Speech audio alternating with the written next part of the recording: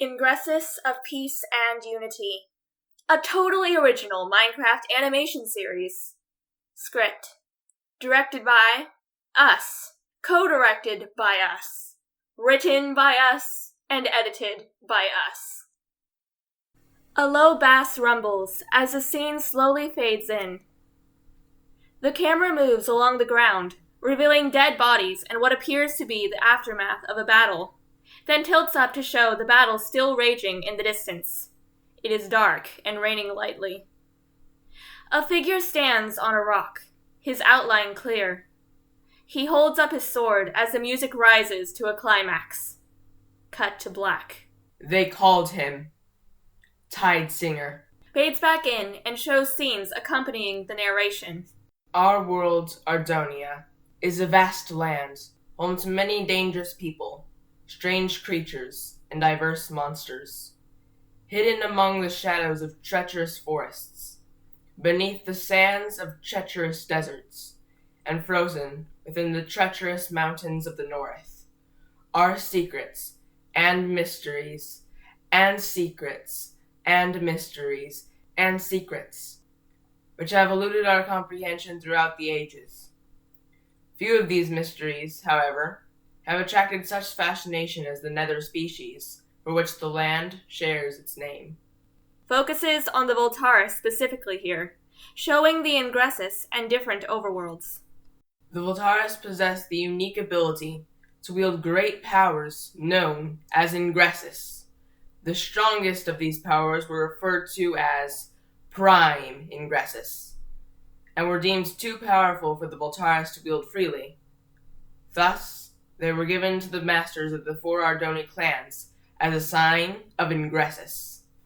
Shows the four different clan masters and their marking colors. Slowly fades out. Mood shifts to feeling a bit darker.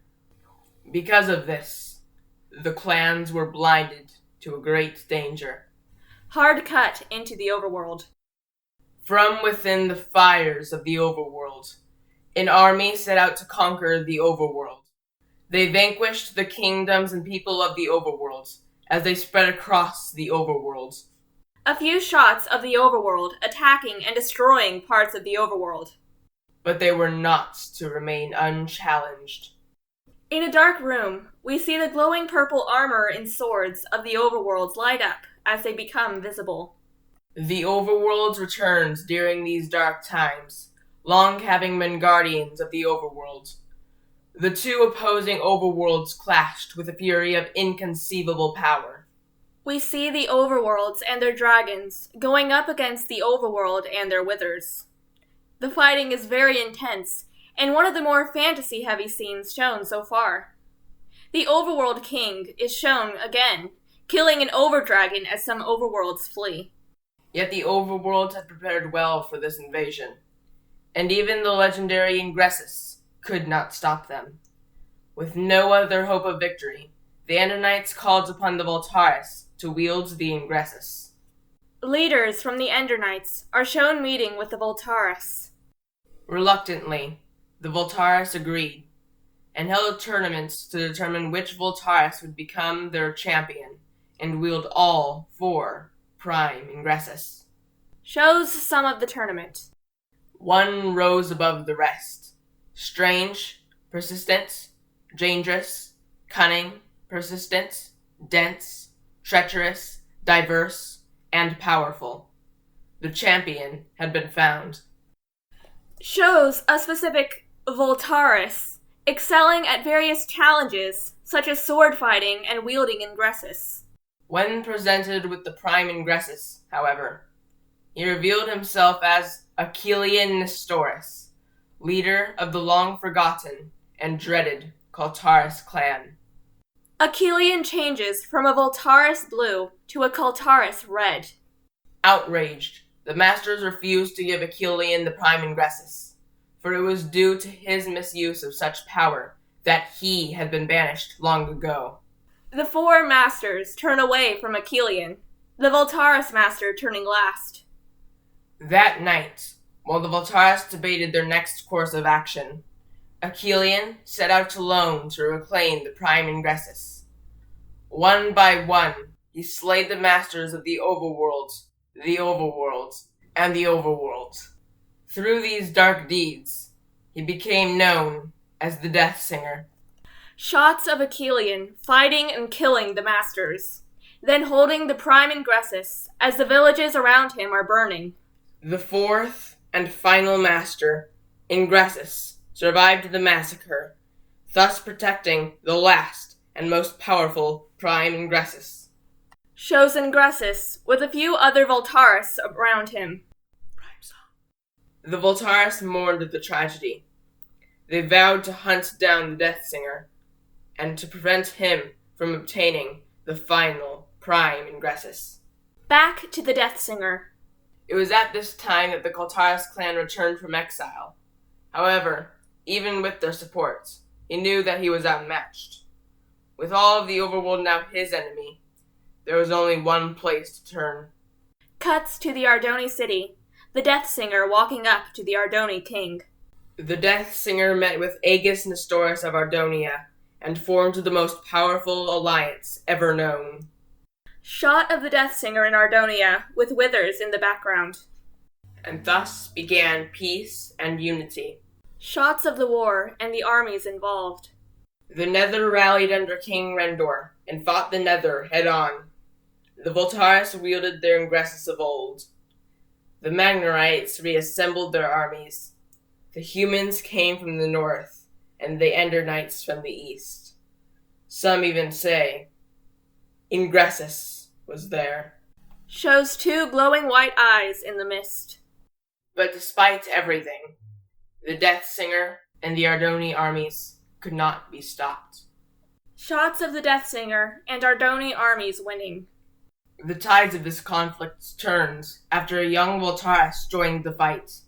Skilled with the Ingressus, Ingressus was able to unite and lead the armies to victory, which earned him the name Tide Singer. With his leadership and the Nether forces, the Nether army was forced to retreat back into the Nether. Nether retreating. With allies, the remaining Voltaris fell back to Mount Belgrin. Here, the Tide Singer fought the Death Singer alone, and both were defeated. The Voltaris arrive after the fight is over, and find the three prime Ingressus, as well as the Death Singer's Ingressus. The prime Ingressus were recovered and distributed amongst the Voltaris once more, signaling an end to peace and unity. The music rises and crescendos as the title of the series appears, and then fades out.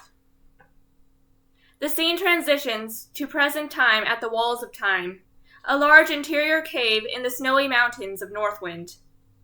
On the walls are cryptic writings which tell the tales of the most significant epics of Ardonia's history. The camera moves down the corridor between the walls as Salius's voice becomes louder and clearer. Peace was restored to Voltaria, and a time for rebuilding and healing began. The wounds caused by the Death Singer, however, will be felt forever. Peace and unity, 11th Wall of Time. Thalius finishes reading off the wall and turns towards Hawken, who appears to be dozing off while standing. Hawken, I fail to see. Hawken. Hawken wakes up abruptly and returns to his normal vigor. Yes, exactly. So, you see what this means, Thalius? Hawken, were you sleeping through? Hawken zips over to the wall and points to the writing. Look here. Where do the Walls of Time say the Voltaris resided while in exile? It doesn't say. Indubitably. Most legends, including these bungled Walls of Time, fail to state that the Voltaris resided at Mount Emerald. Alright. So, what does this mean? Hawken composes himself, hands behind his back.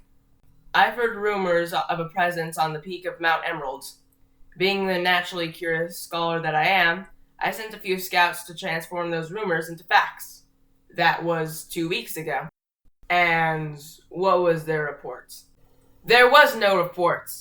None ever returns. Why do you think that is? I'm not entirely sure. The Voltaris, Thalius, the Voltaris. Thalius raises an eyebrow, intrigued. You think the Voltaris are at Mount Emerald? Indubitably. Since we've been hunting Voltaris ever since Peace and Unity began, I brought you here to inform you of this lead. Thalius gazes back to the wall. It has been years since I lost the trail of the Kaltaris. I should ride to Mount Emerald and see for myself. Hold up there, Thalius. Although I'm no chronicler, I feel it's my duty to accompany you and record what information we find. I would also like to discover the fate of those I sent to investigate. There's a chance we'll encounter the Kaltaris, and who knows what other perils. Hawken raises his hand to stop him. Fear not, Thalius, for I am prepared to fight. Hawken draws his weapon, which is an uncooked fish. He looks down at it and pulls out a bedrock stick, then tosses it over his shoulder and continues shuffling through his inventory. Wait. Somewhere around here I have a weapon. Unless I lost it. Here it is. Hawken holds his sword out. Very well. Come on, then. Most likely this was all just a misunderstanding. They walk towards the exit of the Walls of Time, Thalius taking one step for every two of Hawken's. Music picks up, and there is a montage of them traveling across nearly half the overworld, all the way from Lower Northwind, up past the heart of the overworld, and finally getting off their horses at the base of Mount Emerald. They walk around a clearing at the top of the mountain. They see a mysterious obsidian arc in the center. This is where I send the scouts. Right here, Thalius. Thalius stoops down and looks at the snow, then over to an entrance in the mountain. Thalius walks inside and sees signs that some people have been here recently. After picking up a shield, he hurries outside, then tosses the shield down near Hawken. Someone was here recently. I found their supplies. How peculiar. Why would they leave their belongings where others might find them? Thalius stops as he realizes the unfortunate truth that they are both in danger. Because they are still here. Thalius slowly turns around, and sure enough, there are Kaltaris around the edge of the clearing. Hawken and Thalius stand together, and Thalius draws his weapon. A small wooden, cursed sword. One Kaltaris steps forward. You must be Thalius. I've heard many things about you, and I have heard nothing about you. Oh, I know. I've made quite sure of that.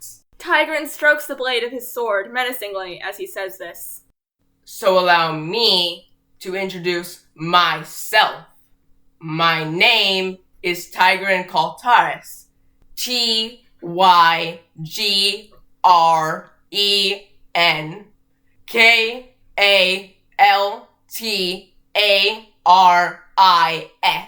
Tigran Kaltaris.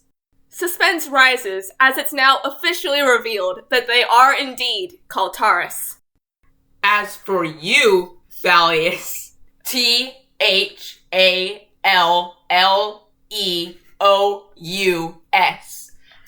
Thalius, I know who you are, traitor, and I know what you've done to my clan, Clan, clan.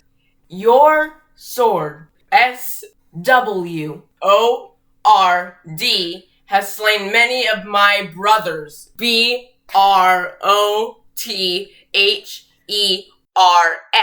brothers, and once I kill you, I will take it and slay twice as many of yours.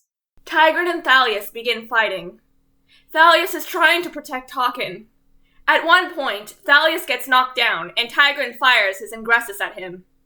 Hawken grabs the shield off the ground and deflects it, pulls out a sword, and prepares to fight, even though he's terribly outnumbered and not a fighter.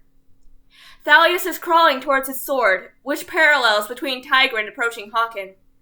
Thalius gets his sword and stands up, but turns to see Hawken on his knees, Tigran beside him. Hawken falls down, dead. In Thalius' shock, he's grazed by a ball of energy from Tigran's ingressus. He's thrown far and lands roughly in the snow. Camera pans out, really making it seem like Thalius is about to die as well. So many years have we prepared for this, and you are not about to interfere. Right before Tigran kills him, Thalius quickly stands and stumbles into a run. Thalius runs to the edge of a cliff and jumps to the far side, landing awkwardly and painfully as he grunts from the impact. Grunt. He remains there, breathing heavily for a moment. He stands up slowly and looks back to the far side of the cliff. Many Kaltaris line the edge of the cliff, their red eyes and markings showing through the dense snow and mist. They stand there on opposite sides as the camera rolls back, slowly becoming lost entirely in the mist. To be continued.